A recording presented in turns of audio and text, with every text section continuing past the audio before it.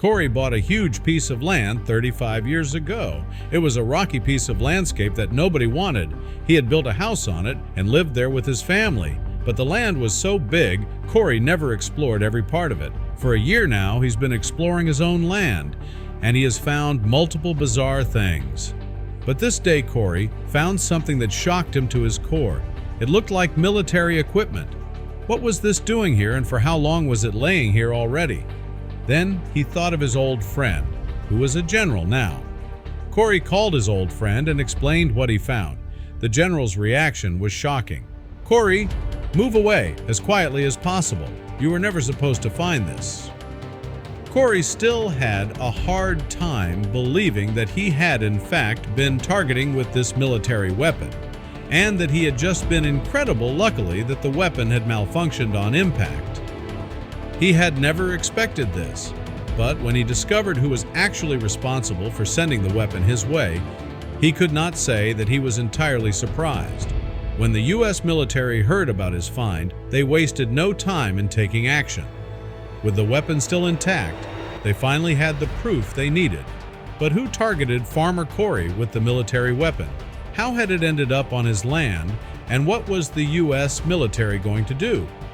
Before we start, smash the like button and make sure to subscribe if you haven't, and hit that notification bell so that you won't miss any new stories. When Farmer Cory was plowing his fields, he noticed something in the distance he had never seen before. He saw a big piece of green metal sticking out from the ground. Cory headed over to see what it was. But as he got closer, he realized it wasn't just a loose piece of metal lying around. It was a big metal capsule filled with little dark green balls. The capsule was filled with hand grenades. There were probably 50 of them, all piled up and ready to explode.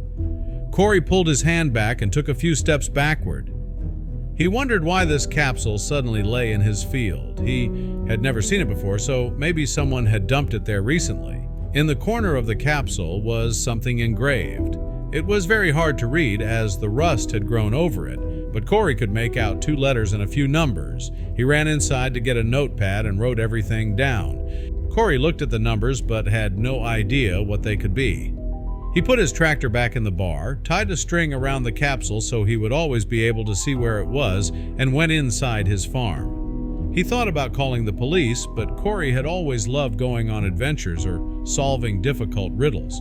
And he also didn't want the bomb squad involved. They would take over his farm and probably destroy his crops with their cars while they removed the capsule. No, Cory definitely didn't want that. So there was only one thing he could do: solve this mystery on his own, no matter how dangerous it could get. Suddenly it dawned on Cory, this might be a dangerous mission. The grenades might still be active, so he couldn't take one with him. He went back outside to the capsule and took a few photos of it. He made sure to really capture every detail so he could zoom in if he needed. When he felt he had enough, he went back inside and typed the initials into his computer. He hoped to find at least a name, but sadly, nothing came up. Cory couldn't shake the excited feeling he got from this sudden mystery. This mystery gave him a purpose. He sat on his kitchen table, still looking at the numbers. There were a few numbers missing too. He only wrote down the numbers he saw clearly at that moment. So he opened one of the photos and zoomed in. Now he was able to make out a few more numbers and even though more letters. An N in the middle and a W at the end. N and W ... Wait a minute. Suddenly Cory realized what the letters meant.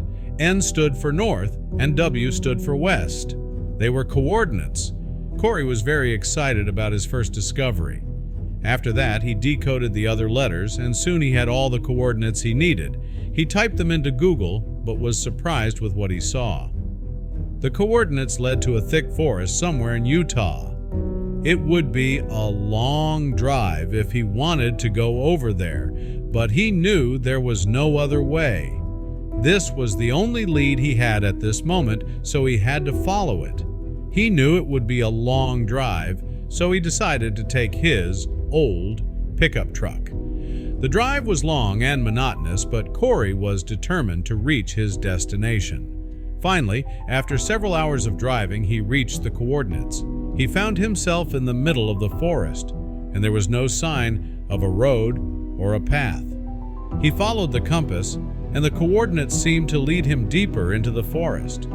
As he walked, he started to notice signs of human activity. He saw old, rusty cans and broken bottles, and after hours of hiking, he finally arrived at a spot deep in the forest. There, he found an old abandoned bunker. Inside the bunker, it was dusty and dark. He looked around and found various things that the soldiers had left behind. Some uniforms and helmets, empty food cans and medical supplies. But then, he came across something that took his breath away. He found a pile of what seemed to be personal belongings of soldiers who had spent a lot of time here. Photographs, letters, and notebooks. As Cory looked at the letters, a piece of paper fell out of the pile and on the floor. It caught his attention and he grabbed it, curious to see what he would find on it. The piece of paper that he had picked up from the floor contained some more information that he had never expected to find. It was a map. He thought about what he was going to do next. Would he follow the map? He called his wife to tell her he would be home late today, and he sat down on the grass outside of the bunker to have a good look at this map. It wasn't very detailed, but it clearly showed the bunker and a nearby river. And something was marked with a big red X. What did the X mean? Cory decided to start his journey by finding the river first. From there, it should be easy to follow the rest of the path.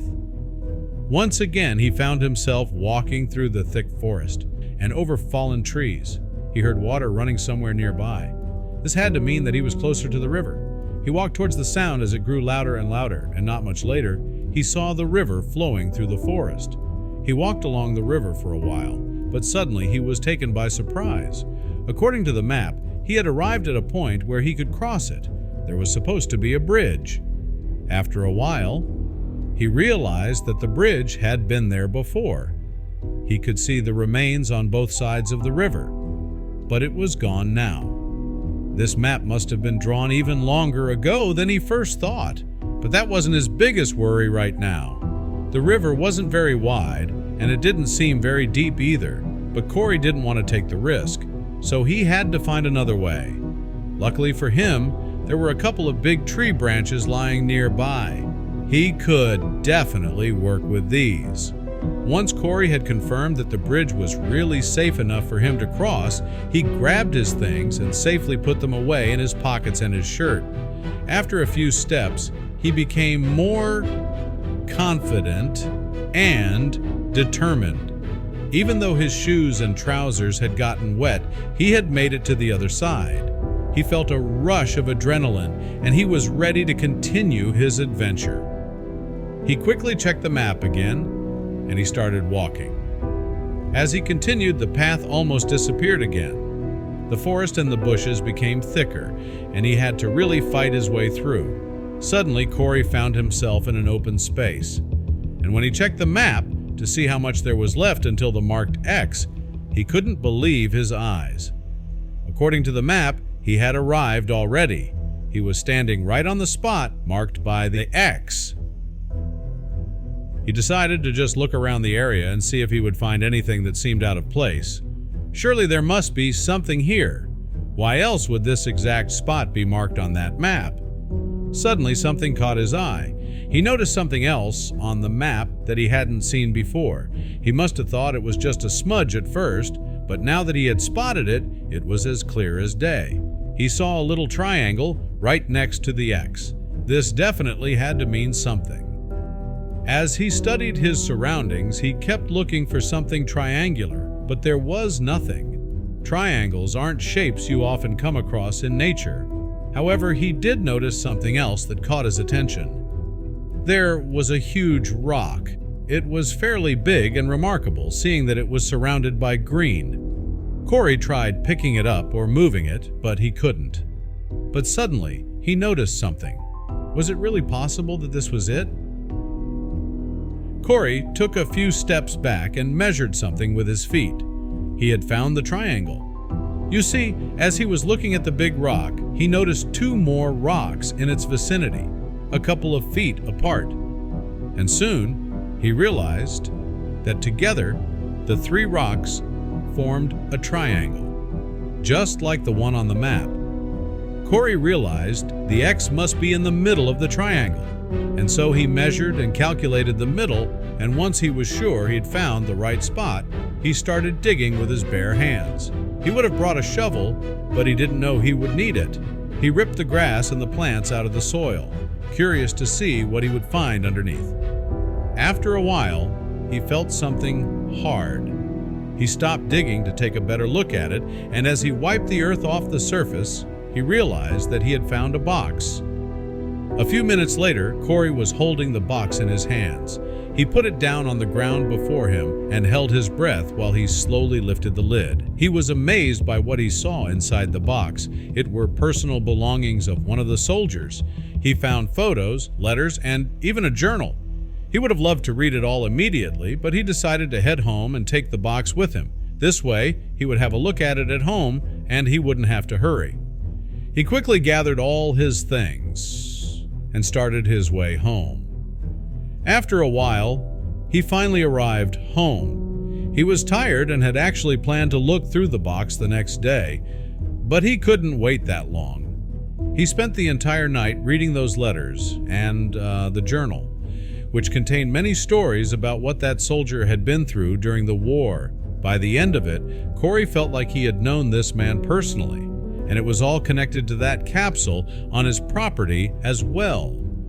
He had found the coordinates of the bunker on it, with the letters J, G, and this box had belonged to someone named JG as well.